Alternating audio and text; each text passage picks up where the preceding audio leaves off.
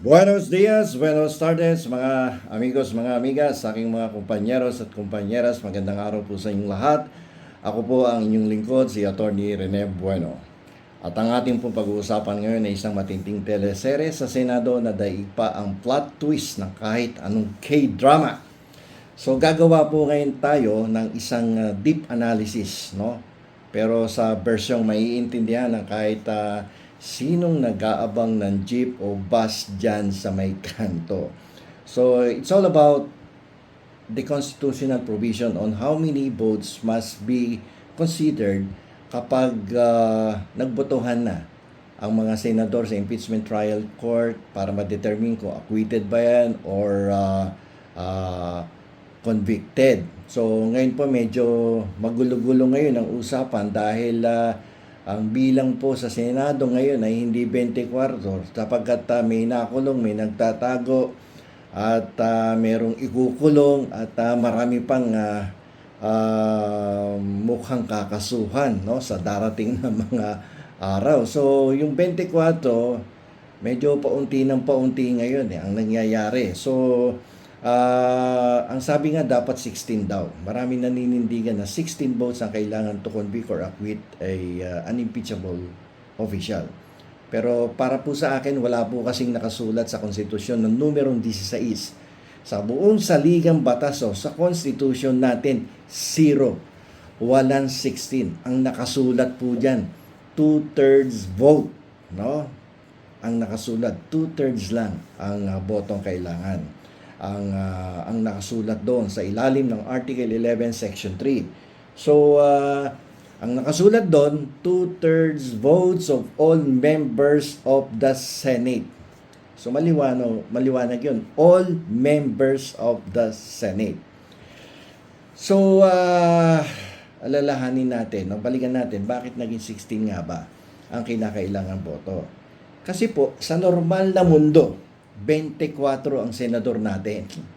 Ang 2/3 ng 24 ay 16. 16. Simpleng math po. Parang paghahati lang ng pizza. Pero ang tanong ng bayan, ano po mangyayari kung yung pizzang binili natin may mga hiwang kinain na ng daga? For example, 4 kayo magkakapatid. Usually, nahati ang pizza, yung bilog sa 8.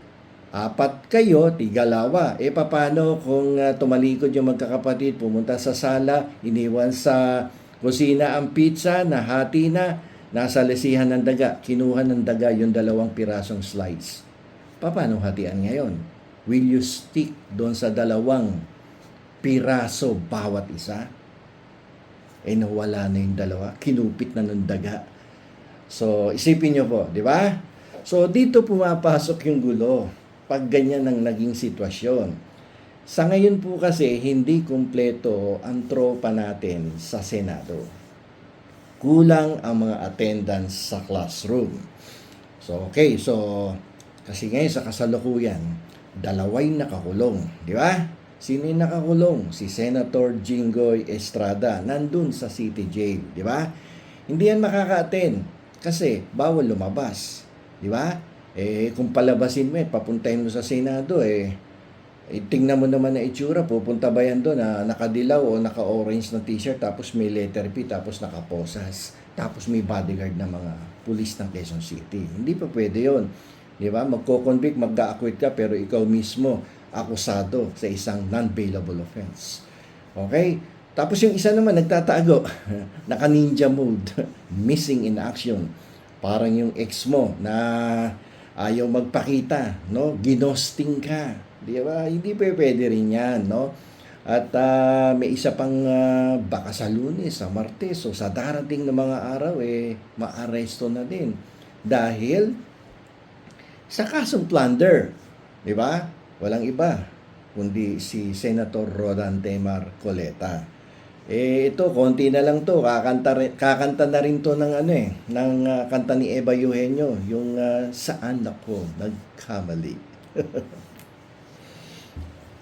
Okay, so out of 24, may 3 hanggang 4 na senador na prevented by law or physically impossible to attend the impeachment trial in order to vote for acquittal or conviction of the accused.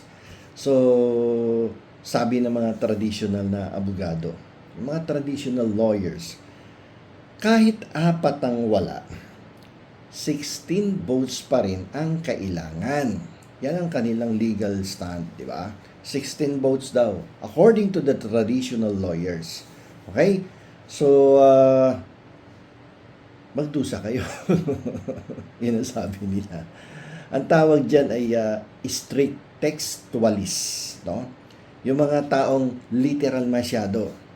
Parang sinabihan mo lang na pakibantayan mo nga anak yung sinaing natin dahil ako'y naglalaba.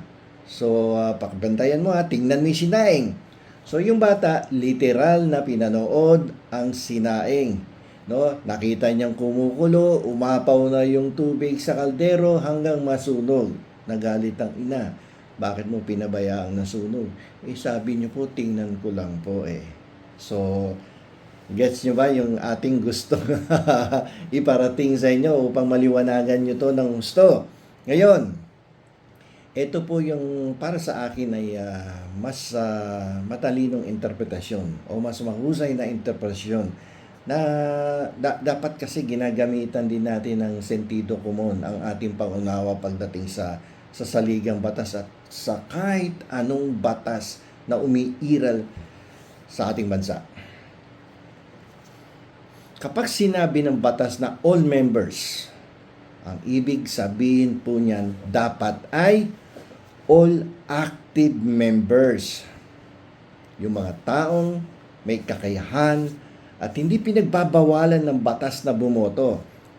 So, therefore, hindi kasama doon ang mga multo, hindi kasama doon yung nagtatago sa bundok, o yung mga nandoon sa piitan, sa CTJ na walang kapangyarihang mag-legislate o walang kapangyarihan to attend the impeachment trial because they are prevented by law. And the Senate cannot exercise its coercive power over these senators. Kasi nga, prevented by law. Okay? Attorney, anong resibo mo dyan? May resibo tayo dyan. Meron. Noong 1949, sa kasong Avellino versus Cuenco, sinabi ng ating Korte Suprema na kapag nagbibilangan ng boto sa Senado, ang bibilangin lang po ay yung mga taong kayang pilitin umatin ng Senado. Kung ang senador po ay nakaratay sa ospital o nasa ibang bansa at hindi mo naman pwedeng kaladkarin, hindi sila kasama sa bilang ng all members.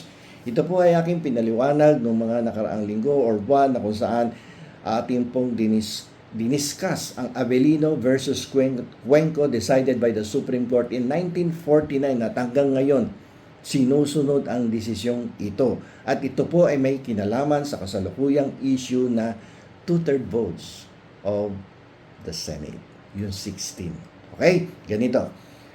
Kaya kung 24 ang upuan sa Senado, pero 3 ang bawas dahil may legal na sabit. May pinagsabitan eh.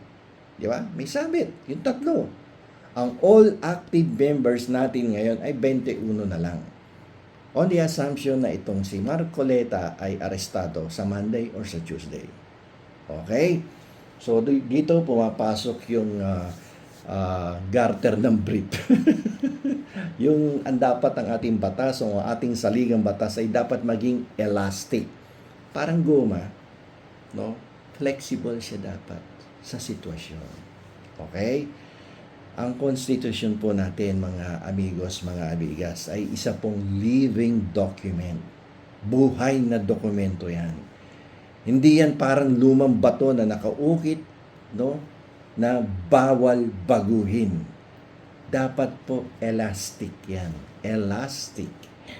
Marunong mag-adjust sa sitwasyon ng panahon para hindi ma-paralyze ang gobyerno, para hindi maging paralisado ang functions ng mga different agencies of the government.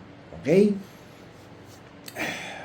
Isipin mo na lang, kung sasaraduhan natin ang utak natin sa Magic 16, ang dali-daling boljakin ng sistema. Ang daling boljakin ng sistema. Okay, ganito yan ha, papaliwanag ko. Paano kung may corrupt na opisyal, no? Tapos, magulang itong opisyal na to, para hindi siya ma-impeach. Hypothetical to ha. Kikidnapin o papa-ambush niya ang mga kakampi niya mismo, no? O yung mga oposisyong senador, no? Ipatumba niya o ipakidnap niya. Ano mangyayari? Di automatic bawas ang pwedeng bumoto laban sa kanya. Pero dahil strict ka doon sa magic 16 votes, hindi na siya matatanggal sa pwesto habang buhay. Ang galing ng modus, di ba? Kabalustugan. Kalokohan ang mangyayari.